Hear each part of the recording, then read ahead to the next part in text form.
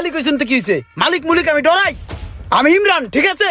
আপনারা পাকনামি করতে কইছি মিয়া, ফাজিল। তুই পাকনামি করবি কেন লেগা? তুই এই ক্যাশে হাত দিছস কেন লেগা? এখন কি হিসাব তুই মিলাবি?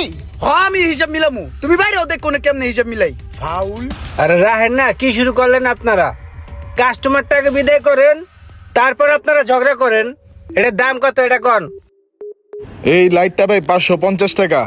ও আচ্ছা, 550 টাকা। তো আমি তখন 500 টাকা নিয়ে আসছি, 50 টাকা নাই, তো এটা রেখে দেন, পরে নিমনে। আরে সমস্যা নাই, আপনার লাইট পছন্দ হয়েছে আপনি লাইট নিয়ে যান। আপনি 50 টাকা পরে দিয়েন, দেন 500 টাকা দেন। কি রে ভাই, এইটা আবার কোন ধরনের বাটপার? 550 টাকার লাইট, হেডা আবার 50 টাকা বাকি রাখতাছে।